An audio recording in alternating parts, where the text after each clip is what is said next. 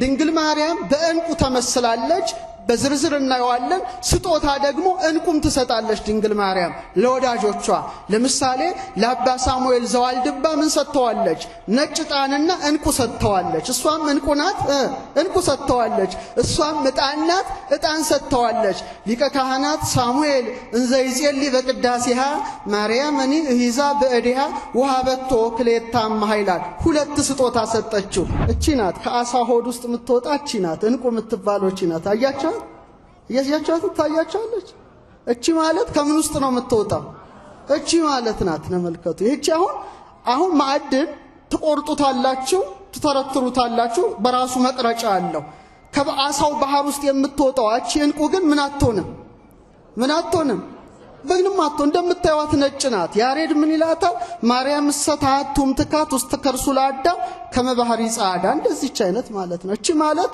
ፓርል ትባላለች እንቁ ትባላለች እስቲ በሏት እነዚህ ማዕድን የመድኃኒትነት ግብር አላቸው ስለዚህ አይምሮ የተቃወሰበትን ማከም ይችላሉ ሰውን ከአይምሮ ህመም ይጠብቃሉ ተብሎ ስለሚታመን በተለይ ደግሞ አሜቴስጢኖስ የዚህ የመፈወስ አቅምና ኃይል ስላለው ጽራውያን ምን አሉት አሜቴስት አሉትና በእኛ ደግሞ አሜቴስጢኖስ ይባላል ታዲያ አባ ጊዮርጊስ በአሜቴስጢኖስ ደንጊያ እመስልሻለሁ ይላታል እቺ ምንድናት አሜቴስጢኖስ ናት ቀለሟ ምንድናት ሐምራዊ ናት በጣም ይገርመው ድንግል ማርያም በቤተ መቅደስ ሳለች በተለይ ዘጸአት 26:1 ከተፈተለ ከጥሩ በፍታ ከሰማያዊ ከሐምራዊ ከቀይም ግምጃ የተሰሩ 10 መጋረጃዎች ያሉበትን ማደሪያ ስራ ይለዋል እግዚአብሔር ለሙሴ እሷ ሐምራዊ የሆነ የእግዚአብሔርን ቤት መጋረጃ ምን ትል ነበረ ተፈትል ነበረ በእንቁ ባህሪ እንዝርት ለዚህ ነው ሐምራዊ የሆነ ቀለም ከስሯ ስር ይቀመጣል ይሰማችሁ ነው አሮን በትከሻው ላይ ጠንካራ በሆነው መረግድ የእስራኤልን ስም ሲሸከም ድንግል ማርያም ደግሞ በማህፀኗ የእስራኤል አምላክን ተሸከመች ክብር ለማህፀኗ ነው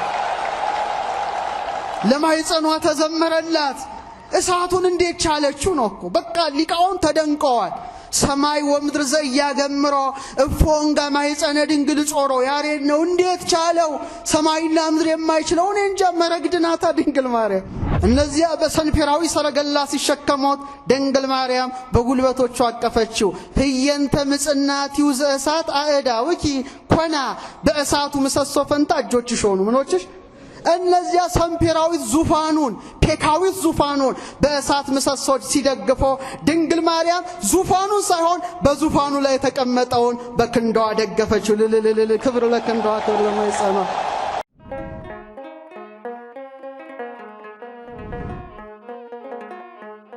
በስመ አብ ወወልድ ወመንፈስ ቅዱስ አሐዱ አምላክ አቤቱ ጌታችን አምላካችን ንጉሳችን ሕይወታችን ብርሃናችን ተቀዳሚ ተከታይ የሌለ የአብ ባህሪ ልጅ ኢየሱስ ክርስቶስ ሆይ ከባህሪ አባት ከአብ ከባህሪ ሕይወት ከመንፈስ ቅዱስ ጋራ ክብርና ምስጋና አምልኮትና ውዳሴ ላንተ እናቀርባለን የተከበሩ አባታችን ጸባቴ ቆሞስ አባ ወልደ ማርያም እዚህ ታላቅ ቤተ ክርስቲያን ዋና አስተዳዳሪ ክቡራን ባውደ ምህረቱ ላይ ያላችሁ ሊቃውንተ ቤተ ክርስቲያን መምህራን የተወደዳችሁ የተከበራችሁ የክርስቶስ ቤተሰቦች ሁላችሁም አንድ አምላክ በሚሆን በአብ በወልድ በመንፈስ ቅዱስ ስም እንደምን ቆያችሁ እንደምን አረፈዳችሁ እንደምን ሰነበታችሁ ሉል እግዚአብሔር ሁላችንን በሕይወትና በሰላም ጠብቆ ለዚች የተቀደሰች ዕለት አድርሶናልና የአባቶቻችን አምላክ ሉል እግዚአብሔር ስሙ የተመሰገነ ይሁን እንደ እግዚአብሔር ቸርነት እንደ እግዚአብሔር ቅዱስ ፈቃድ ባለን ጥቂት ደቂቃ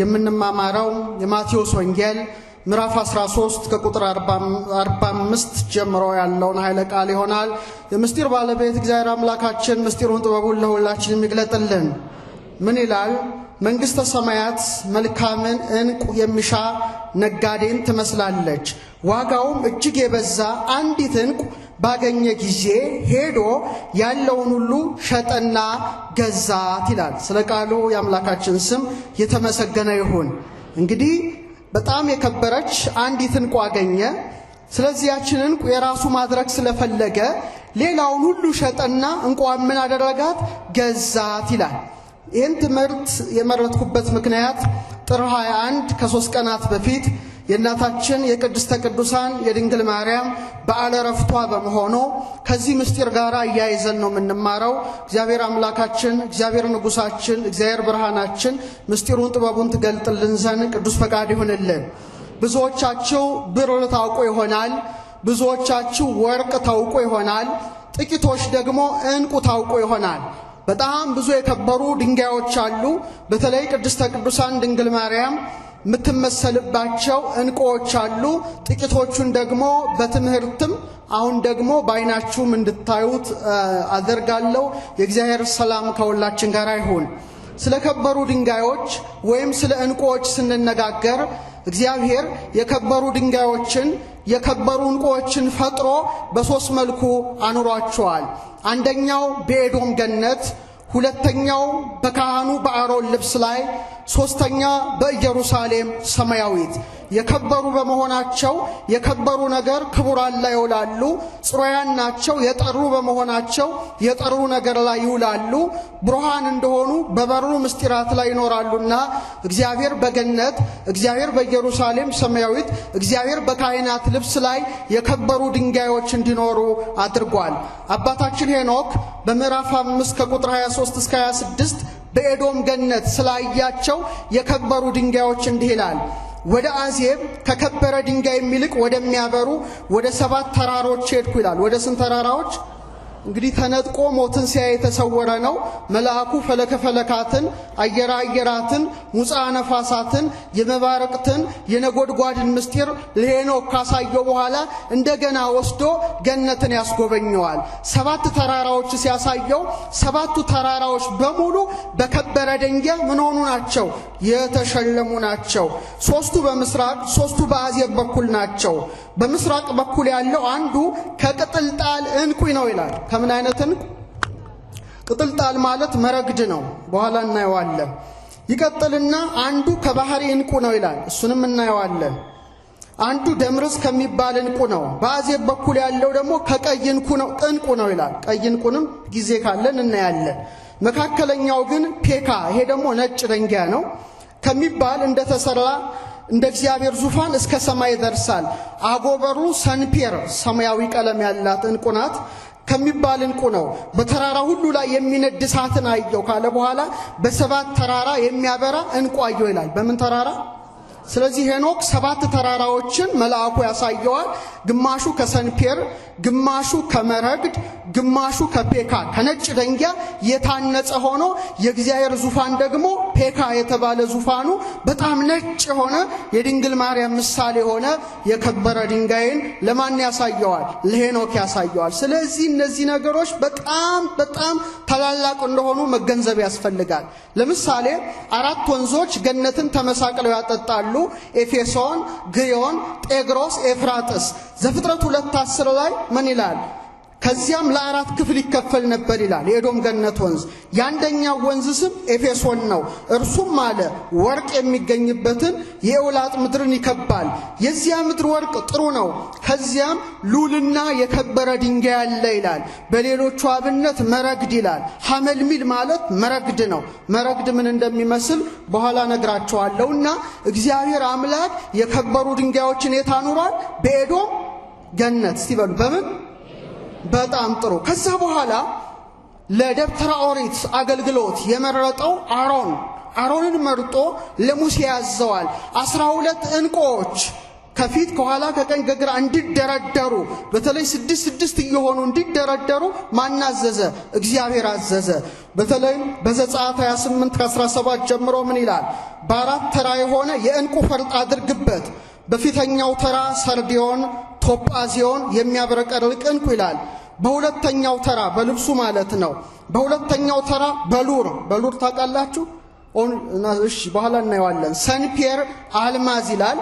በሶስተኛው ተራ ያክንት፣ ኬልቄዶንና አሜቴስጢኖስ ይላል። በአራተኛው ተራ ቢረሌ፣ መረግድ፣ ኢያሰጲድ በወርቅ ፈርቅ እያደረግ አሮን ልብሱ ላይ ሲሄድ ደግሞ ድምፅ ያሰማል።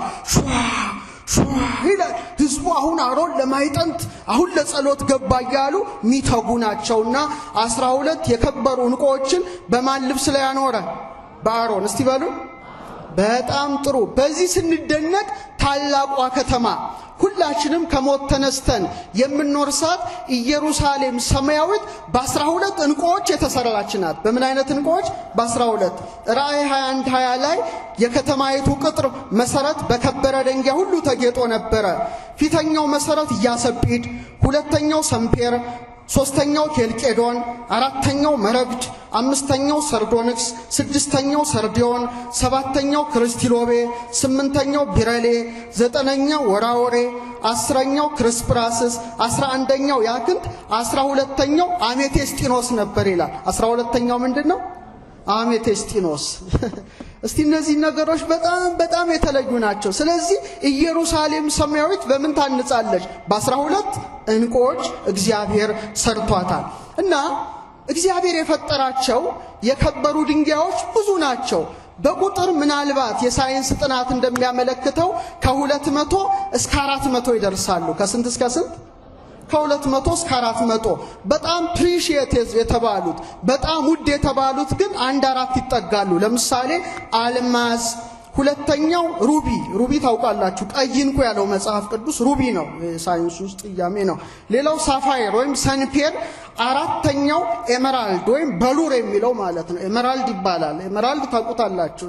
እኔ እንግዲህ በጣም ዓለም ውስጥ ያሉትን ሁሉ የከበሩ ድንጋዮች የማየት እድል ገጥሞኛል። ቢያንስ ከ300 በላይ ባህር ማዶ አይቻለሁ። የከበሩ ድንጋዮች የተቀመጡበት በጣም ትልቅ መዘክር አለ። ይሄን ቤት ያህላል፣ ይሄን ግቢ ያህላል። በሙሉ ከ400 በላይ የማዕድናት አይነቶች ናቸውና በጣም እግዚአብሔር ግማሹ ብርሃኑ፣ ግማሹ ቅርጹ፣ ግማሹ ኃይሉ በጣም ይለያልና በጣም ስለነዚህ ምስጢራት እግዚአብሔር አምላክ እንዲገልጥልን ቅዱስ ፈቃድ ይሆነልን። ታዲያ ዛሬ የፈለኩት ምንድነው? እነዚህ ሁሉ የከበሩ ድንጋዮች እንዴት በቅድስት ድንግል ማርያም እንደሚመሰሉ ማሳየት ነው። ደራሲው አባ ሕርያቆስ ምን ይላል? ኦ ድንግል ምልዕተ ውዳሴ ምስጋናን የተመላሽ ድንግል ሆይ በመኑ በአምሳለ መኑ ናስተማስለኪ በምንና በምን እየመሰልን እናመሰግንሻለን ሲል መተርጉማን ምን አሉ? ከፍ ብለን በሰማይ ባሉ በፀሐይ በጨረቃ በከዋክብት ነው ወይስ ምድር ላይ ባሉ ዝቅ ብለን በወርቅን መስልሽ በእንቁን መስልሽ እያሉ ሊቃውንት አስተምረውናልና እኔ ደግሞ ከምሳሌዎቿ ለየት የሚሉትን ዕንቁዎችን እንዴት አድርጋ ድንግል ማርያም እንደወሰደቻቸው እንማራለን።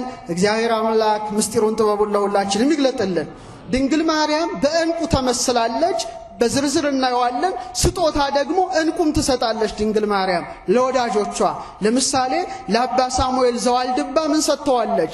ነጭ ዕጣንና ዕንቁ ሰጥተዋለች። እሷም ዕንቁ ናት፣ ዕንቁ ሰጥተዋለች። እሷም ዕጣን ናት፣ ዕጣን ሰጥተዋለች። ሊቀ ካህናት ሳሙኤል እንዘ ይጼልይ በቅዳሴሃ ማርያምኒ እሂዛ በእዴሃ ወሀበቶ ክልኤታ እምሃ ይላል። ሁለት ስጦታ ሰጠችው። አንዱ ምንድነው? ዕንቁ ነው። አንዱ ደግሞ ምንድነው? ነጭ ዕጣን ነው። ዛሬም ረድኤቷን በረከቷን ለሁላችን ትስጠን። ምንም ትሰጣለች። ለደቅሲዮስ ወንበር ሰጥተዋለች። ለኒቆላዎስ አጽፍ ሰጥተዋለች። ለአባ ጊዮርጊስ ዘጋስጫ ደግሞ መጽሐፏን ሲጽፍ መጽሐፉን ብሪት የሚያደርግ የከበረ ደንጊያ አሳየችው ይላል እመቤታችን። ህብሩን አሳየችው ይላል ዜና ገሉ ላይ። በተለይ ምን ትለዋለች? ዚማት በሚባል ሀገር ሄደ የከበረ ደንጊያ ታገኛለ፣ በዛ ደግሞ ቀለሙ ሁሉ የበረራ እንዲሆን አድርግ ብላ ድንግል ማርያም ለማን ነገረችው? ለአባ ጊዮርጊስ ዘጋስጫ። በረከቱ ይደርብን እና አባ ጊዮርጊስ ዘጋስጫ በድርሰቱ ላይ 14 የከበሩ ድንጋዮች ጠቅሷል። ስንት? 14 ጠቅሷል። 14ቱ ለድንግል ማርያም መስሎ አስተምሯል። ምን ይላል? ልቡናዬ ያለ በከበሩ ድንጋዮች መስልሽ ዘንድ አነሳሳው ይላል። በቃ ከዛ እየጠቀሰ መጀመሪያ የጠቀሰው መረግድ ነው። መረግድ ምን እንደሚመስል በኋላ እናያለን። ሄጶዴጤን፣ ጶዴር፣ ጳዚዮን፣ ሰንፔር፣ ሶም፣ ክርስቲሎቤ፣ አሜቴስጢኖስ፣ ኢያሰጲድ፣ ሰርዲኖ፣ ያክንት፣ እልመቅሊጦስ፣ ናብሊስና እብነ አድማስን በመጥቀስ በእነዚህ ሁሉ ድንግል ማርያምን መስሎ የእመቤታችን ጣዕመ ውዳሴ የበዛለት ይሄ ሊቅ አስተምሯልና በእውነት ዛሬያን ምስጢር እንመረምራለን። እግዚአብሔር አምላክ ምስጢሩን ጥበቡን ለሁላችንም ይግለጥልን። እኔ ከአባ ጊዮርጊስ አስቀድሜ ያሬድን ማንሳት እፈልጋለሁ። ቅዱስ ያሬድ የመጀመሪያው ታላቁ ሊቃችን ድንግል ማርያምን በነጭ ዕንቁ ነው የመሰለው። በምን አይነት ዕንቁ? በነጭ ዕንቁ። ነጭ ዕንቁ ታውቃላችሁ እንደምትመስል? ዕንቁ ሲባል በመሬት ውስጥ የሚገኝ አይደለም፣ በባህር ውስጥ የሚገኝ ነው። በደንብ አስተውሉ፣ በደንብ እንዳትሳሳቱ። ፐርል ይባላል። ማርያም እሰ ታሃቱም ትካት ውስተ ከርሱ ለአዳም ከመባህሪ ጻዳ። ማርያም ግን ከጥንት ጀምሮ በአዳም ባህሪ ውስጥ፣ ባህሪ ማለት ከባህር ጋር ይገናኛል። ባህሪ ውስጥ አለ እንደ ነጭ ዕንቁ ታበራለች ይላል። ምን አይነት ዕንቁ? እንደ ነጭ ዕንቁ እንዳትረሱ። እንደውም ይቀጥልና እምድኅረ ፈጠሮ ለአዳም ርእየ በውስቴቱ ይላል። አዳምን ከፈጠረ በኋላ በውስጡ አለ ርእየ በውስቴቱ ብእሲተ ከመባህሪ ጽዱተ ወብርሂተ። በአዳም ባህሪ ውስጥ አለ እንደ ነጭ ዕንቁ የምታበራ ሴትን አሳየ ይላል። እሷ ማን ትሆን? ድንግል ማርያም ናት። አሁን ስለ ዕንቁ አፈጣጠር ለመጀመሪያ ጊዜ እንድትሰሙ ያስፈልጋል። ዕንቁ ከየት ነው የሚገኘው? ያለውን ሁሉ ሸጦ ነው የገዛት ያችን ዕንቁ። ዕንቁ አይታችሁ ታውቃላችሁ? አሳያቸዋለሁ። አሁን እንዳጋጣሚ ይዣለሁና ዕንቁም እንደሚመስል እናያለን። ዝግጁ ናችሁ? ጥሩ። ዕንቁ በየብስ አይገኝም። ምን ውስጥ ነው የሚገኘው? ባህር ውስጥ ነው የሚገኘው። ባህር ውስጥ ደግሞ በጥልቅ ባህር ውስጥ ሲሆን በሰው እጅ በፍጹም አትሰራም። የባህሯ ዕንቁ በሰው እጅ በፍጹም አትቀረጽም። በምን ውስጥ ነው የምትገኘው? በአሳ ሆድ ውስጥ። በምን ሆድ ውስጥ? ኦይስተር የሚባል አሳ አለ። ይህ አሳ በጣም ይገርማቸዋል። በውስጡ ዕንቁን እንዲሸከም አድርጎታል። አባ ጽጌ ድንግል ምን ይለዋል? አሳ ባሕርኒ ዘይጸውር ወርቀ ካለ በኋላ ይጸብት ቀላያተ ወያርግ ሐይቀ።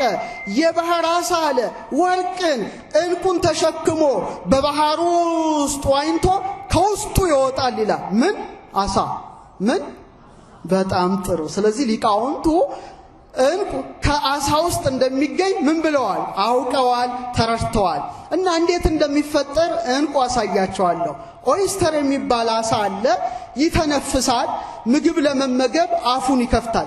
ኢንተርኔታችሁ ለዚህ ዕውቀት ተጠቀሙበት። ዝም ብላችሁ ቲክቶክ አሉባልታ እያየን ወደ መቃብር እንዳንወርድ። ኦይስተርን እስቲ ጉግል አድርጋችሁ እንዴት ዕንቁ ይፈጥራል ብላችሁ የቤት ስራ እና ንጥረ ነገሮች ይገባሉ፣ ምግቡ ይገባሉ፣ ውሃው ወደ ውስጡ ይገባል። በድንገት እዚህ አሳ ውስጥ ምን ይገባል መሰላችሁ? አሸዋ። ምን ይገባል? የአሸዋ ቅንጣት ይገባል። እና ድንገት ነው የሚገባው። እና የኦይስተሩ የአሳው ሁለት ሰውነት አለው፣ ለስላሳ ሰውነትና ቅርፍት ሰውነት አለው። ስለዚህ መሃል ውስጥ ይገባዋልና ህመም ይሰማዋል። ዕንቁ ምኑ ገባበት ውስጡ? አሸዋ። እስቲ በሉ። በጣም ጥሩ። እግዚአብሔር ይሄንን አሳ ሲፈጥረው በውስጡ በጣም ለስላሳ ኔከር ተብሎ የሚጠራ እጅግ ድርብርብ የሆነ ውስጡ አስቀምጦለታል። ይሄን የማስራ ነው? የእግዚአብሔር ስራ ነውና በሳይንሱ ካልሲየም ካርቦኔት የሚባል ክሪስታል ኦርጋኒክ ፕሮቲን ያለው ነውና በጣም የሚገርማችሁ ብርሃንን የሚያንጸባርቅ ድርብርብ ሽፋን አለው። ታዲያ ምን ያደርጋል መሰላችሁ? ያንን ውስጡ ከቶ በድርብርብ አንጸባራቂ ሽፋኑ ይጠቀልለዋል። ምኑን? አሸዋውን። ምኑን? አሸዋውን። ቢያንስ ከ2 ዓመት እስከ 5 ዓመት ሊፈጅበት ይችላል። በጣም የሚገርማችሁ በመጨረሻ ምን ሆኖ ይፈጠራል? ዕንቁ ይሆናል። ያ ማለት ነው ምን ሆኖ ይገመጣል? አሳ ባሕርኒ ዘይጸውር ወርቀ። በሰው እጅ የማይቀረጽ። አሁን እነዚህ የማዕድኖች በሰዎች መቅረጽ ትችላላችሁ። አሳ ውስጥ የምትገኘው ባህሪያዊት ዕንቁ ግን በማን እጅ አትቀረጽም? በሰው እጅ አትቀረጽም፣ አትቆረጥም። በሙሉ ፍጹም ሆና ትወጣለች። እሷ የማን ምሳሌ ትመስላችኋለች? የድንግል ማርያም ምሳሌ ናት። ያቺ በሰው እጅ እንደማትነካ፣ በሰው እጅ እንደማትቆረጥ፣ ዘራ ብእሲ የወንድ ዘር ያላገኛት፣ እደ ብእሲ የወንድ እጅ ያልዳሰሳት፣ በግብረ መንፈስ ቅዱስ አምላክን ጸንሳ የወለደች ዕንቁ ማን ናት? በአንድ ላይ ማን ናት? እመቤታችን ናትና ላሳያችሁ ምን እንደምትመስል ዕንቁ። እንግዲህ እንድታውቋት ያስፈልጋል። መቼም ማወቅ ጥሩ ነው። እቺ ናት ከአሳ ሆድ ውስጥ የምትወጣ እቺ ናት ዕንቁ የምትባለው እቺ ናት። አያችኋት? እያያችኋት ታያችኋለች። እቺ ማለት ከምን ውስጥ ነው የምትወጣው? እቺ ማለት ናት። ተመልከቱ። ይህቺ አሁን ማዕድን ትቆርጡታላችሁ፣ ትተረትሩታላችሁ። በራሱ መቅረጫ አለው። ከአሳው ባህር ውስጥ የምትወጣው እቺ ዕንቁ ግን ምን አትሆንም? በግንም አጥቶ እንደምታዩት ነጭ ናት። ያሬድ ምን ይላታል? ማርያም ሰታቱም ትካት ውስጥ ከርሱላዳ ከመባህሪ ጻዳ እንደዚህች አይነት ማለት ነው። እቺ ማለት ፓርል ትባላለች፣ እንቁ ትባላለች። እስቲ በሏት። አሁን ለዚህ ነው ሊቃውንቱ በተለይ የበገና ሲደረድሩ የእግዚአብሔር ልጅ በመጣ ጊዜ ለካሳ እንበለዘር ወይም ያለዘር እንደ ንብና እንደ አሳ ይላሉ። እንደምንና እንደምን? እንደ ንብና እንደ አሳ ማለት እኮ ይሄ እኮ ነው። በግብረ መንፈስ ቅዱስ አምላክም በድንግልና ጸንሳ በድንግልና ምን ሆነች? ወለደች። ቅዱስ ኤፍሬም ምን ይላል ሃይማኖተ አበው ላይ? እንቁ በሰደፍ ወይም በማህደር ውስጥ ካለ ስጋ ይወጣል ይላል። ከምኑ ስጋ? ከአሳው ስጋ ነው የሚወጣው። እንደዚሁ ይላል አካላዊ ቃል ኢየሱስ ክርስቶስም ያለ ዘር በሰው ስጋ እንደተወለደ የማያምን ማን ነው ይላል። ምን የማያምን ማን ነው ይላል። ስለዚህ እቺ እንቁ የማን ምሳሌ ናት? ለዚህ ነው ስዕሏ ላይ እቺ አሁን ጸባቴ ታስታውሰው እንደሆነ ሐመረኖ ኪዳነ ምሕረት አስተዳዳሪ ነበሩ አይደለ? እንደዚህች አይነት እንቁ ስዕሏ ላይ ተሰክቶ ተስሏል አይደል? እዚህ ጋር ስጦታ ሰጥተውኛል። ይሄ ማለት በጥንት ጊዜ ስዕላት ሲሳሉ በድንግል ማርያም ስዕላት ዙሪያ የከበሩ ድንጋዮች ማጌጥ እዚህ ጋር እዚህ ላይ በሙሉ ምሳሌዎቿ የሚሆኑ እንቁዎች ናቸው።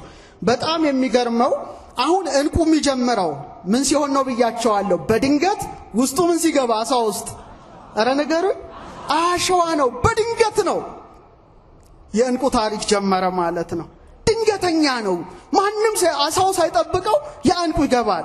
በተመሳሳይ መልኩ እውነተኛውን እንቁ ባህሪ ኢየሱስ ክርስቶስን የወለደች ቅድስት ድንግልም በድንገት ነው።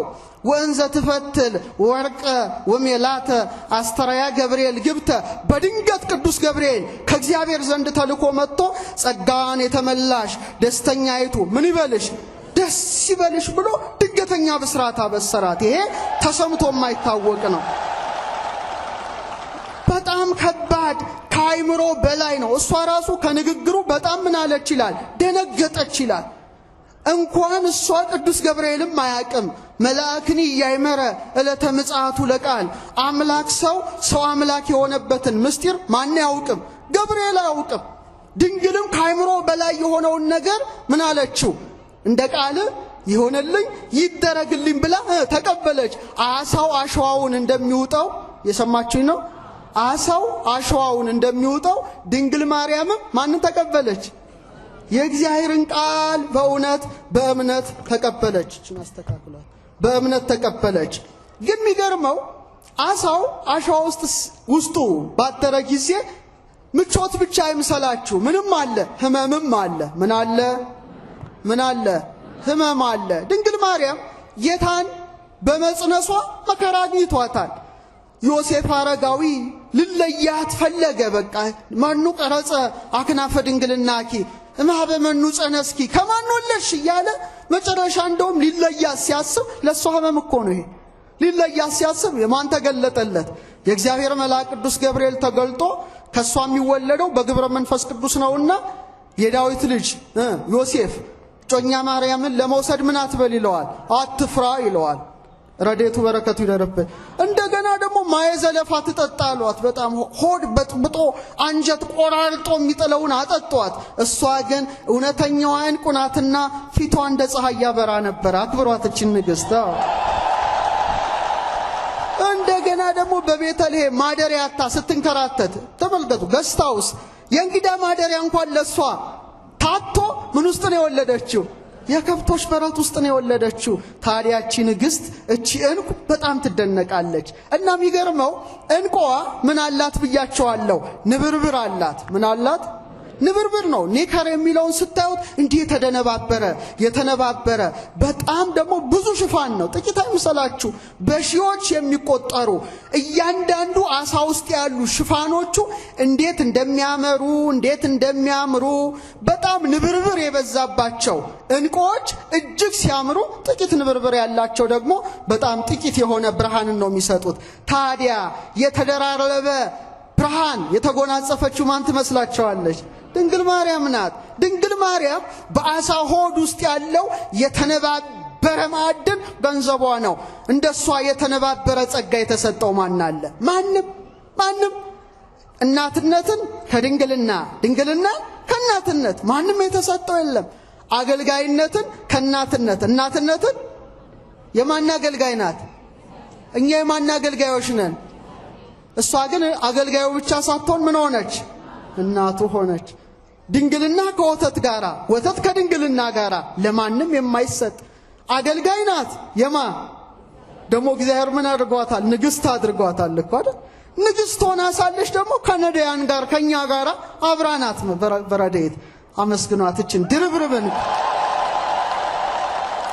ስለዚህ ያቺ የባህርን ቁቺ ማለት ነው በጣም እንደምታበራ በጣም ነጸብራቅ እንዳላት ከቅዱሳኑ ሁሉ ይልቅ በቅድስና የበራችው ዕንቁ ማን ናት? ድንግል ማርያም ብቻ ናትና ስዕሏ ላይ የከበሩ ድንጋዮች ጌጡ ነበረ በጥንት ዘመን። ሰጊድ ወአምሃ ይደሉ ለስዕልኪ ማለት ምን ማለት ነው? ስግደትና እጅ መንሻ ማለት ወርቁን ዕንቁን ያደርጉላታል። ግማሾቹ ደግሞ ምን ያደርጋሉ?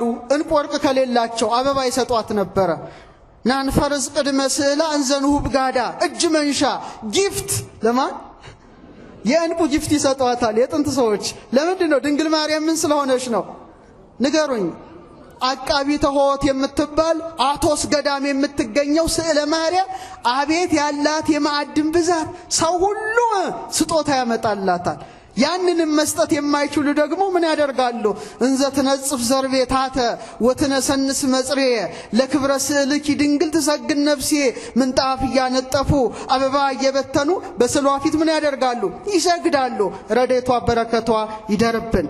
ታዲያ ቅዱስ ያሬድ ምሳሌ ቢያጣላት ምን አለ?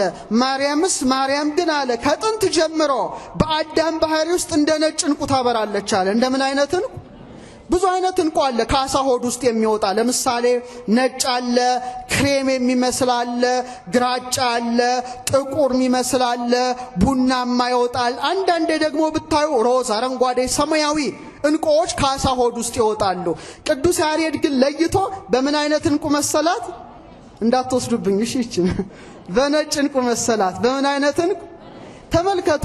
ያቺ ነጭ ዕንቁ በአሳ ሆድ ውስጥ እያለች በደፈረሰ ባህር ውስጥ እያለች የደፈረሰው ባህር የሷን ንጽህና ያጠፋዋል? አያጠፋውም። በተመሳሳይ መልኩ ምልአተ ኃጢአት ዓለምን ባደፈረሰበት ሰዓት ድንግል ማርያም ግን ቅንጣታን ኃጢአት ሳይነካት በንጽህና በቅድስና ጸንታ እውነተኛውን ብርሃን ኢየሱስ ክርስቶስን ሰጥታ የብርሃን እናት ተባለች። እመብርሃን ሆተ ብርሃን አንቀጸ ብርሃን ተብላለች። እንግዲህ በጣም ይደንቃል። እና እቺ ዕንቁ ለዓመታት ያሬድ እንዳለው ለዓመታት በአሳ ሆድ ውስጥ ተሰውራ ትኖራለች። ድንግል ማርያም ሕይወቷ እንደዛ ነው። ግን ድንገት እቺ ተሰውራ አትቀርም። ከወጣች በኋላ ምን ትሆናለች? የነገስታት ምን ላይ? ዘውድ ላይ ትሰካለች። መጀመሪያ ምን ውስጥ ናት? አሳ ሆድ ውስጥ፣ ጸጥ ያለ አሳ ሆድ ውስጥ። ድንግል ማርያም ሕይወቷ ይሄ ነበረ እኮ የጸጥታ ሕይወት፣ የአርምሞ ሕይወት። ልክ በባህር ውስጥ ዕንቁ እንደምትኖር ከጫጫታ የተለየ ሕይወት። ድንግል ሆይ ይላል አንገታቸውን እንደሚያገስፉ እንደ ዕብራውያን ሴቶች በዋዛ በፈዛዛ በቧልት ያደግሽ አይደለሽም። በንጽህና በቅድስና በቤተ መቅደስ ኖርሽ እንጂ። ከዓለማዊ ጫጫታ የተለየች ዕንቁ ራሷን ሰውራ የአርምሞን ሕይወት የመረጠች ከሷ በቀር ማን ትገኛለች? ድንግል ሆይ የሚያታልሉ ጎልማሶች ያረጋጉሽ አይደለሽም። የሰማይ መላእክት ጎበኙሽ እንጂ እንደ ተነገረ ካህናት ሊቃነ ካህናት ምን አሉሽ? አመሰገኑሽ እንጂ አለች። ድንግል ማርያም የአርምሞን ሕይወት የዝምታን ሕይወት ስትመርጥ ትሑታንን ከፍ አድርጓል እንዳለች ጊዜው ሲደርስ ደግሞ የአምላክ እናት ሆነች። ክብር ይግባት እናታችን ነው። በቃ እቺ ዕንቁ በኋላ ነገስታት ዘውድ ላይ ነው የምትቀመጠው። በዓለም ውዱ ዕንቁ ታውቃላችሁ የማን ዕንቁ እንደሆነ? ህዳር 15 2018 እንደ ጎርጎሮሳዊ ዘመን ቀመር የፈረንሳይ ንግስት ነበረችና ሜሪ አንቶኔ የሷ ዕንቁ ጨረታ ላይ ቀረበ። ምን ላይ? ጄኔቫ ስዊዘርላንድ ጨረታ ላይ ወጥቶ የሚገርማችሁ 32 ሚሊዮን ዶላር ነው የተጨረተው። ይሰማችሁ ነው? ምን ያህል የከበረ ነው። ለዚህ ነው ጌታ ያለውን ሁሉ ሸጦ ዕንቁዋን ገዛት ይላል። እሷ ማናት? አካሏን አካል ባህሪዋን ባህሪ ያደረገ መድኃኔ ዓለም ነው። ነጋዴው መድኃኔ ዓለም ነው። እንቁዋ ድንግል ማርያም ናት። ገንዘቡ አደረጋት፣ እናቱ አደረጋት። ከዚህ የበለጠ ምን ነገር አለ? ምን ነገር አለ? ስለዚህ ንግስታቱ በእንቁ ዘውድ እንደሚያጌጡ ድንግል ማርያም ደግሞ ልኬው ይህንን የሚመሳስሉ ከዋክብትን ምን አደረገች? ዘውድ ደፋች። ራዕይ 12 ላይ ያላነበባችሁም ቁጥር 1 ላይ ታላቅ ምልክት በሰማይ ታየ። ብእሲትን ተትለብስ ፀሐይን ተጎናጽፋ ጨረቃን ከእግሮቿ በታች ተጫምታ በራሶቿስ ላይ ወዲህ በርእሳኒ አክሊል ዘአሰርቶ ክልኤቱ ከዋክብት እንደ እንቁ ፈርጥ ያሉ ልክ እንደዚህ ፈርጥ ያሉ 12 ከዋክብትን ደፍታ ድንግል ማርያም በሰማይ ታየች። እቺ እንቁ ክብር ይግባት ነው። ስለዚህ ከሰው ልጆች መካከል የምታምረው የምትወደደው ንጽህናን ቅድስናን አጊጣ የተገኘችው ነጯ የባህር እንቁ ማናት ማለት ነው? ድንግል ማርያም ናት። ሁለተኛ አሜቴስጢኖስ በሉ እስቲ። አሜቴስጢኖስ 12ኛው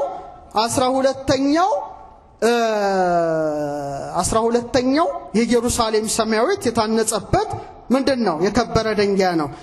የከበረ ድንጋይ ነው እና አሜቴስጢኖስ በጣም ይገርማል። ይሄን ነግሬያችሁ ትምህርቴን አበቃለሁ። ከቃሉ ጋር ናችሁ? እሺ። አሜቴስጢኖስ አሮን በሚለብሰው ልብስ ላይ በሶስተኛ ተራ ይላል ያክንት ኬልቄዶን አሜቴስጢኖስ አድርግበት ይላል። ሶስት ነገሮች ማለት ነው። ያክንት አለ፣ አንድ ማዕድን ነው። ኬልቄዶን አለ፣ ሶስተኛው አሜቴስጢኖስ ይባላል። አሜቴስጢኖስ የግሪክ ቃል ነው። በግሪክ አሜቴስት ማለት ምን ማለት ነው? አልሰከረም ማለት ነው። ምን ማለት ነው? እነዚህ ማዕድን የመድኃኒትነት ግብር አላቸው። ስለዚህ አይምሮ የተቃወሰበትን ማከም ይችላሉ፣ ሰውን ከአይምሮ ህመም ይጠብቃሉ ተብሎ ስለሚታመን በተለይ ደግሞ አሜቴስጢኖስ የዚህ የመፈወስ አቅምና ኃይል ስላለው ጽርዓውያን ምን አሉት? አሜቴስት አሉት እና በእኛ ደግሞ አሜቴስጢኖስ ይባላል። ታዲያ አባ ጊዮርጊስ በአሜቴስጢኖስ ደንጊያ እመስልሻለሁ ይላታል። ማንን? ያ ከግራ መጋባት የተለየ እንደሆነ አሜቴስጢኖስ ንጹህ ልብን ይወክላል፣ ርቱ የሆነ እሳቤን ይወክላል፣ የውስጥ መረጋጋትን ይወክላል፣ ከሙስና ነፃ መሆንን ይወክላል። እነዚህ ሁሉ ግብራት በማን ላይ ይንጸባረቃሉ? በእመቤታችን ላይ ይንጸባረቃሉ። አሜቴስጢኖስ እንዴት እንደሚፈጠር ትንሽ ልንገራችሁና ከድንግል ማርያም ሕይወት ጋር ያለውን ትስስር ባጭሩ ላስቀምጥ። ምናልባት ጂኦሎጂስቶች አላችሁ ታውቃላችሁ እናንተ በስፋት አሜቴስጢኖስ እንግዲህ ጂኦዲስ በሚባል ክፍት ድንጋዮች ውስጥ የሚወጣ ማዕድን ነው። በጣም ማወቅ ያለብን ትልቅ ነገር ነውና ባዶ ቦታ ከሌለ አሜቴስጢኖስ ምን አይልም? አይወጣም። እየሰማችሁ ነው? ባዶ ቦታ ከሌለ አሜቴስጢኖስ ምን አይልም? አይወጣም። ስለዚህ ምን ይፈልጋል ማለት ነው? ባዶ ስፍራ ይፈልጋል። ምን ለመውጣት? ምን ለማግኘት? አሜቴስጢኖስ። እስቲ ወዳጆቻችሁ እኛ ምን ወርቅን ኮፈር ነው የምናውቀው፣ ብር ነው የምናውቀው። የእመቤታችንም ሕይወት ያ ነው፣ አሜቴስጢኖሳዊ ሕይወት ነው። ምክንያቱም ልቧ ለማን የተከፈተ ይመስላችኋል? አረ ለክርስቶስ ጋር ለእግዚአብሔር የተከፈተ ነው። ንጽህናዋ፣ ታዛዥነቷ፣ ታማኝነቷ፣ ሃይማኖቷ፣ ርህራሄዋ፣ ፍቅሯ፣ ትዕግስቷ ሁሉ ለእግዚአብሔር እንደተከፈተ ምን ሆነዋል? መስኮትና በር ሆነዋል። አሜቴስጢኖስ በተከፈተ ቦታ ላይ እንደሚወጣ ድንግል ማርያምም እውነተኛ እንቋ ድንግል ማርያምም ለእግዚአብሔር ምን ሆነች? የተከፈተ ሕይወት ነበራት። ለዚህ ነው አባ ጊዮርጊስ ዘጋስጫ ምን ይላታል? አሜቴስጢኖስ የሚባል የማዕድን አይነት አንቺ ነሽ።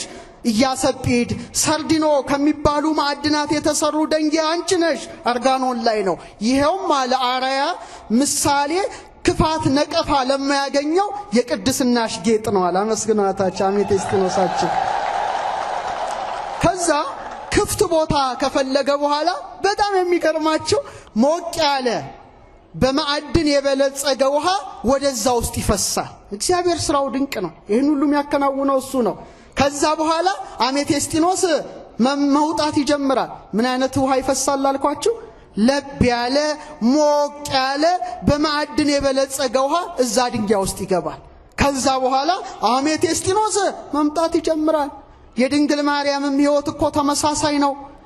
ከእናቷ ማኅፀን ጀምሮ ማን ጠበቃት? ሙቀተ ጸጋን የሚሰጥ እግዚአብሔር መንፈስ ቅዱስ ጠበቃት። ውእቱ ጰራቅሊጦስ ዘአቀባ ለድንግል እምከርሰማ ከመ ይትጌጊ ለዓለም። ለዘላለም እንዳትበድል ማን ጠብቋታል? ሙቀተ ጸጋ ያልተለያት ናት። በጽንስ ጊዜስ መንፈስ ቅዱስ ይመጽእ ላዕሌኪ፣ መንፈስ ቅዱስ ባንቺ ላይ ይመጣል ተብላ ቅዱስ ገብርኤል የነገራት እሷ ማን ናት? አሜቴስጢኖሷ ድንግል ማርያም ነበረች። ከዛ በኋላ ነው በቃ ይህ አሜቴስጢኖስ ሰማያዊ አይደለም ሐምራዊ የሆነችው እንኳ መሰራት ትጀምራለች። ሲሰራ ግን በስውር ነው። በምንድን ነው?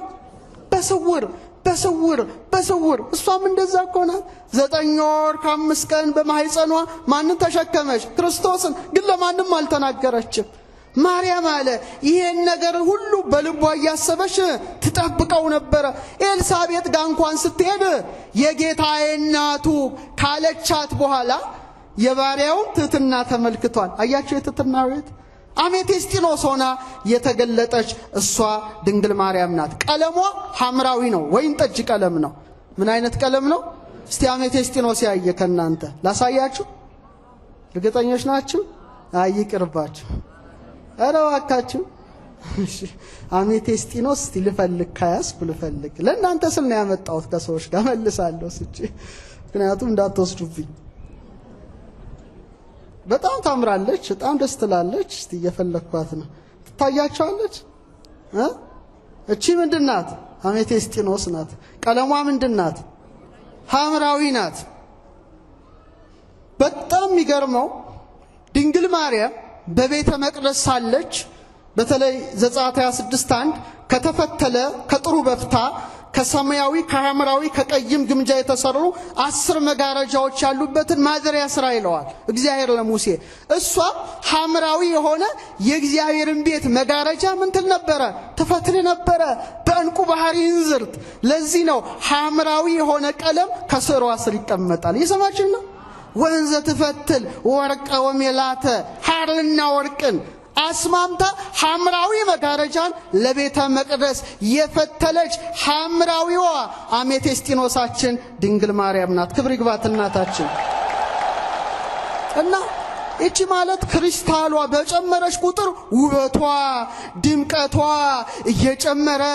እየጨመረ እየጎላ እያንጸባረቀ እንደሚሄድ እውነተኛው ብርሃን ኢየሱስ ክርስቶስ በማኅፀኗ ባደረ ጊዜ ድንግል ማርያምም እንደዛው አበራች። መብርሃን ናታ፣ ብርሃን ሆነች። ወአንጸብረቀት ከመ ፀሐይ። በጣም እና እቺ የምትገኘው በጣም ይገርማችሁ በምድር ጫፍ ስር ውስጥ ናት። ምድር ውስጥ ግን የምድርን ነገር ሁሉ ተቋቁማ ትወጣለች። የምድርን ነገር ሁሉ ምን ብላ? የሚገርም እኮ ነው። ምድር ውስጥ ሆና ጭነቱን ፕሬሸሩን ተቋቁማ እንደምታበራ ጠንክራ እንደዚህ አብረታች የከበረች ዕንቁ እንደምትታይ በተመሳሳይ መልኩ ድንግል ማርያም አቤት በነፍስሽ ሰይፍ ያልፋል አላት። ያንን የተቋቋመች የግብፅን በረሃ የተቋቋመች 5ቱን ሐዘናት የተቋቋመች እግረ መስቀል ስር ቆማ አልቅሳ ሐዘንን የተቋቋመች ከድንግል ማርያም በቀር ማን ትኖራለች? ክብር ለአሜቴስጢኖሳችን ለድንግል ማርያም። እና ይሄ የክብር ዕንቁ የንጉሳዊ ዕንቁ ይባላልና እሷም ትሁት አገልጋይ ሆና መጨረሻ ምን ሆነች? የሰማይ ንግስት። እስቲ በሉ ድገሙት። የሰማይ ንግስት ሆና አሜቴስጢኖስ ተባለች። እቺ ሆነች ማለት ነው። እንደዚህ አብረታ ተገኘች። እንዳትወስዱብኝ ብያቸው።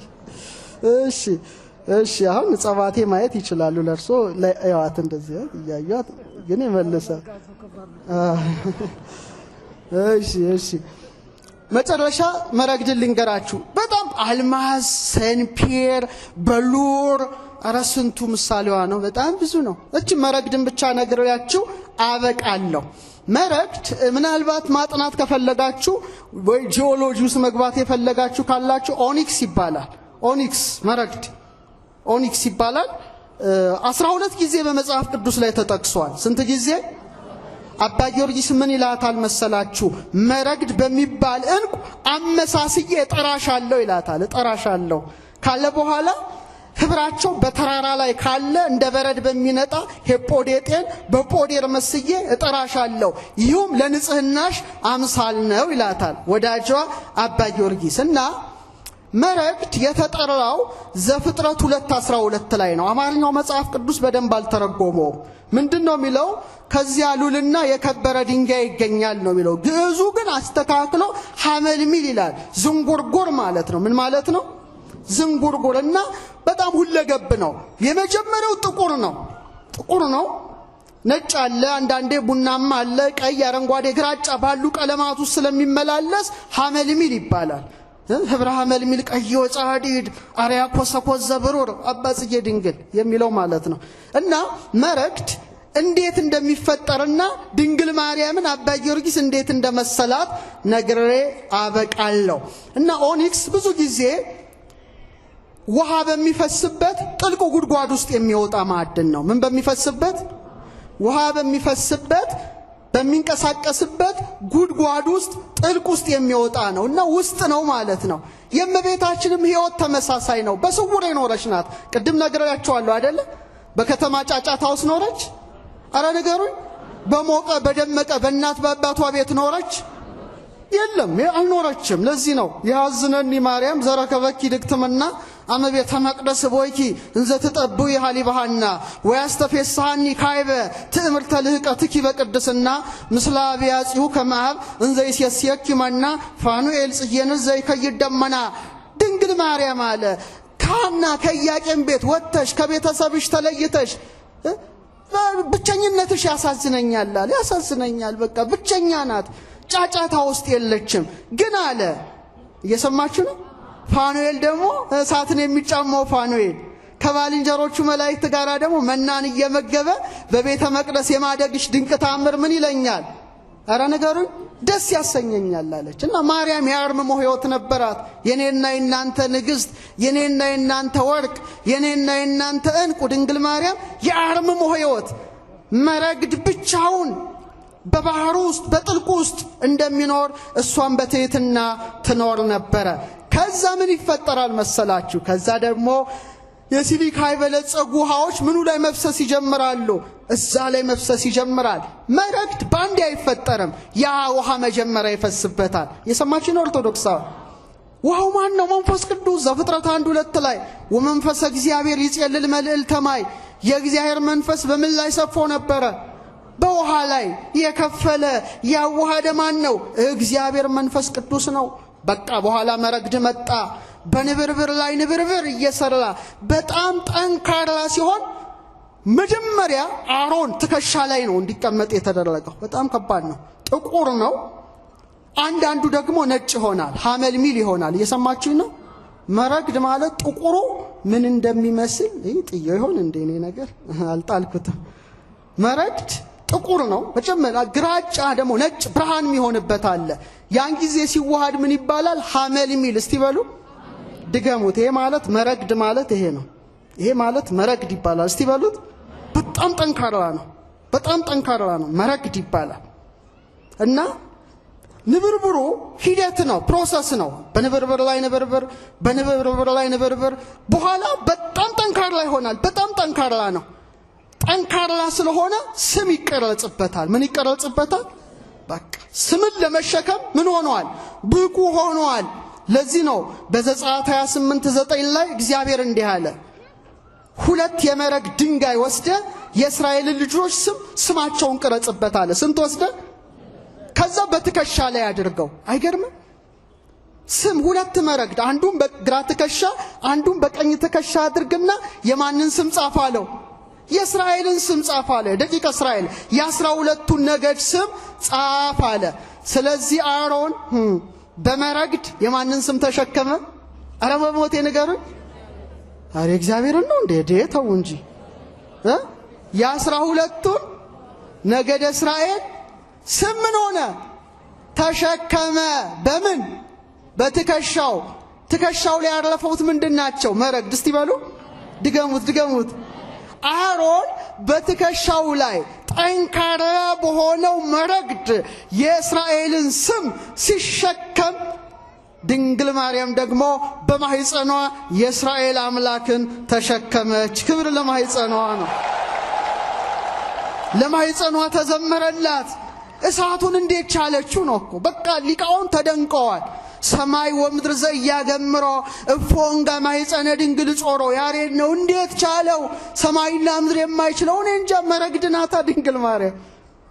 አሮን እንኳን የተሸከመው የእስራኤልን ስም ነው። ድንግል ማርያም የተሸከመችው ማንን ነው? የእስራኤል ዘስጋ የእስራኤል ዘነፍስ ፈጣሪ በትከሻው መስቀልን የተሸከመውን ኢየሱስ ክርስቶስን ስትሸከም ተቃጠለች? አረ ንገሩኝ። አልተቃጠለ። እንዴት ነው ነገሩ? እንዴት ነው አስባችሁታል? በጣም ከባድ እኮ ነገር ነው። እንዴት ከርሰ ድንግል አብዮተ ለዓለም አየራት የድንግል ማርያም ማህፀን ከአየራት በለጠ። ወተሰበሃም ሱራፊል ወኪሩቤል በኪሩቤል በሱራፌል ዘንድ ተመሰገነ። ከርሰ ድንግል ኮነ ታቦቶ ማሄደረ ለእግዚአብሔር አዶናይ አዶናይ ለተባለ ለእግዚአብሔር ማደሪያውን ሆነ። መረግዶና የተገኘች ጽናትን ያየንባት አሮን በትከሻው የተሸከማት የወርቅ መረግድ ድንግል ማርያም ብቻ ናት። ክብር ይግባት፣ ክብር ይግባት፣ ክብር ይግባት። ስለዚህ መረግድ ጠንካራ ጽኑ እንደሆነ መከራን የተቋቋመች ከሷ በቀር ማን ትገኛለች? እግረ መስቀል ስር ቆማ እላዩ ላይ ተደፍታ ስታለቅስ የኖረች ልቧ ግን ያልተሰበረ በነፍስሽ ሰይፍ ያልፋል ብሎ ስምዖን የተናገረላት ከሷ በቀር መረግዳችን ማን ትሆናለች? መረግዳችን ድንግል ማርያም ናት ነው። ድንግል ማርያም ናት። በመጨረሻም እንደው የከበረ ዳይመንድ ነግሬያችሁ ላውቃ 5 ደቂቃ በቃ ትምህርቴን ጨርሳለሁ። 5 ደቂቃ እስቲ ዳይመንድ አድማስ በሉ እስቲ ድገሙት እስቲ። አልማዝ ነው አድማስ? አልማዝ የአማርኛ ነው እና 7 ጊዜ ተጠቅሶ አልማዝ የለኝም። ሶሪ የለኝም ማሳየት አልችልም። የለኝም። ኢዮብ 28:18 ምናልባት አንዳንድ ዞች አሁን ለሚስቶቻቸው የዳይመንድ ጊፍት የሚሰጡ ባሎች አሉ። እስቲ የሰጣችሁ እጅ አውጡ። ላስደበድባችሁ እኮ ነው በለው እና ለመቤታችን ብትሰጡ የተሻለ ነበረ። ጊፍት ብትሰጧት ምን አለበት? እና ኢዮብ ምን ይላል? ስለ ዛጎልና ስለ አልማዝ አይነገርም ይላል ኢዮብ 28:18 ላይ ከጥበብ ጋር ያነጻጽራልና አሮን የለበሰው ሁለተኛው ተራ ላይ ልብስ ላይ በሉር ሰንፔርና አልማዝ ይላል። ስንተኛ? አልማዝ ነውና አልማዝ ምን ማለት መሰላችሁ? በጽራውያን አዳማስ ይሉታል። አዳማስ እኛ አድማስ የምንለው ፍቹ ምንድነው? የማይሸነፍ የማይበገር የማይጠፋ ማለት ነው። አልማዝ ጠንካራ ነው አይደል? አልማዝ ይበገራል? አናቀው። ሴቶች አስገዙ። እሺ ካልገዛልኝ ብላችሁ እንትን በሉ። እሺ አይደቅም፣ አይበላሽም፣ አይሟሟም፣ አይጠፋም። በጣም ጠንካራ ስለሆነ እግዚአብሔር ምን አለ መሰላችሁ? ለሕዝቅኤል በምዕራፍ 3 ቁጥር 9 ላይ ከቡላ ድንጋይ ይልቅ እንዳለ አልማዝ ግንባርህን አጠነክርልሃለሁ አለ። እግዚአብሔር እንደ አልማዝ ያጠንክረን። ግንባርህን አጠነክርልሃለሁ አለ። ድንግል ማርያም እኮ አልማዝ ናት አይደለችም እንዴ? በኃጢአት ያልተነካች ድንግልናው ያልተለወጠ የዓለም ሙስና ያላገኛት በጨለማ ያልተሸነፈች ታላቁ አልማዝ ድንግል ማርያም ሆና ተገኝታለች። አልማዝ በቀላሉ የሚገኝ አይምሰላችሁ። በጣም በትግል በመሬት ጥልቅ ውስጥ በከፍተኛ ግፊት ነው። ግን የሚገርማችሁ ጥልቅ ውስጥ ሲገኝ ሲወጣ ከጥልቁ ውስጥ አልማዝ ሲወጣ ግን ግልጽ ነው፣ እንከን የለሽ ነው፣ አንጸባራቂ ነው፣ በጣም ብሩህ ነው። ድንግል ማርያም ሕይወቷ ሄኮ ነው።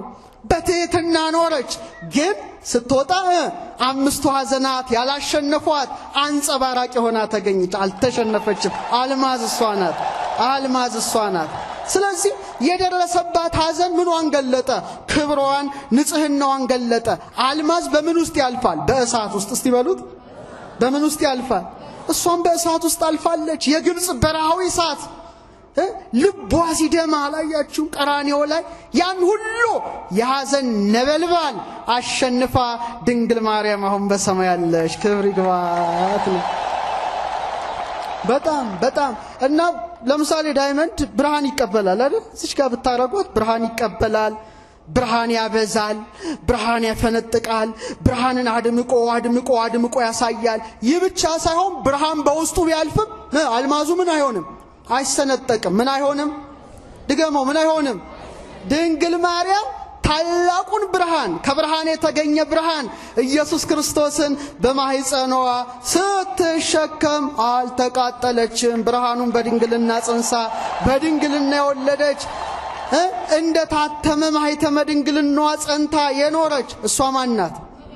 በኋላ አልማዝ በነገስታት ራስ በንግስታት ዘውድ ላይ ጸንቶ እንዲቆም ድንግል ማርያምም የሰማይና የምድር ንግስታት ሆና ከብራ ትገኛለች ነው። እና አባ ጊዮርጊስ እንዲህ ይላል። እስቲ አብረን እንበል። አርጋኖን ላይ አንጥረኞች በሉ እስቲ ብረቶችን የሚያቀልጡበት ብርቱ የአድማስ ደንጊያ አንቺ ነሽ። በወሊድ ጊዜ ያልተለወጠ የማኅተመ ድንግልና ኃይል እንደ አድማስ እንደ አልማዝ የጸና ነው። ድንግል ማርያም ድንግልና የጸና ነው። ማይበገር ነው። በመጨረሻም ሰንፔር ላመጣላችሁ ነበረ። ዛሬ ያልያዝኩትም ሌላ ቀን አመጣላችኋለሁ። ሰንፔርን ፍቅሯ ስለሆነ እሷን ብቻ ልናገር ይፈቀድልኝ። ሰንፔር እስቲ በሉ። ሰንፔር በጣም ደስ ስትል ሰማያዊ ናት። ሰንፔር ሳፋየር ታውቃላችሁ? ሳፋየር ጂኦሎጂስቶች እዚህ ውስጥ ካላችሁ በጣም ሰንፔር እግዚአብሔር ለምን መርጦታል መሰላችሁ? ለዙፋኑ። ለምን? ለዙፋኑ። ፔካ ነጭ ደንጊያ እንደመረጠ በዙፋኑ ወለል ሰንፔር አለ። ለምሳሌ ሲና ላይ ሙሴ 70 ሽማግሌዎችን አስከትሎ ሲወጣ ዘጸአት 24:10 ላይ የእስራኤልንም አምላክ አዩ ይላል። ሲያዩት ከእግሩ በታች እንደ ሰማይ መልክ የሚያበራ እንደ ብሩህ ሰንፔር ደንጊያ የሚመስል ወለል ነበረ ይላል። ምን የሚመስል? ሰንፔር።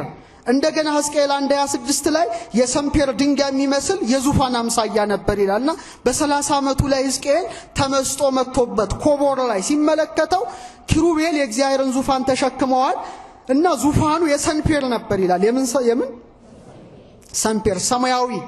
ማ ተቀምጦበታል ላዩ ላይ? ተናገሩ። እግዚአብሔር ምን አይኖተዋል? ምኑ ላይ? ሰንፔር። ያቺ ሕዝቅኤል ኮቦር ላይ ያያት ሰንፔራዊት ድንጋይ ማን ትሆን? በኪሩቤል ሰረገላ ላይ የተቀመጠውን ጌታ፣ በሰንፔር ዙፋን ላይ የተቀመጠውን ጌታ 9 ወር ከ5 ቀን በማህፀኗ በመሸከም በክንዷ በመታቀፍ በጀርባዋ በማዘል ሰንፔራዊትን ቆና የተገለጠች ከሷ በቀር ማንም የለችም። ኪሩባዊ ሰረገላ፣ ሰንፔራዊት ሰረገላ።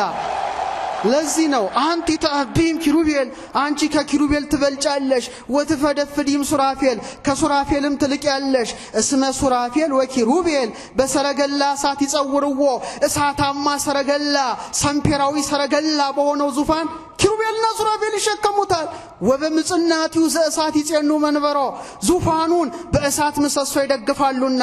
አንቲ ሰጾርኪዮ በከርስኪ፣ አንቺ ግን ያንን አምላክ በማህፀንሽ ተሸከምሽው። ወሃቀፍኪዮ በአብራክኪ፣ በጉልበቶችሽ ታቀፍሽው። ወሃዘልኪዮ በዘባንኪ፣ በጀርባሽም አዘልሽው። ህየንተ ሰረገላ እሳት አብራክኪ ኮና፣ በእሳቱ ሰረገላ ፋንታ ጉልበቶችሽ ሆኑ። ምኖችሽ ሆኑ? እነዚያ በሰንፔራዊ ሰረገላ ሲሸከሙት ድንግል ማርያም በጉልበቶቿ አቀፈችው። ህየንተ ምጽናቲው ዘእሳት አእዳውኪ ኮና፣ በእሳቱ ምሰሶ ፈንታ እጆችሽ ሆኑ። ምኖችሽ? እነዚያ ሰንፔራዊት ዙፋኑን ፔካዊት ዙፋኑን በእሳት ምሰሶች ሲደግፈው ድንግል ማርያም ዙፋኑን ሳይሆን በዙፋኑ ላይ የተቀመጠውን በክንዷ ደገፈችው። ክብር ለክንዷ፣ ክብር ለማኅፀኗ። ስለዚህ ማኅፀኗ እስቲ አብረን ንጉሥ የተቀመጠበት በሉት እስቲ።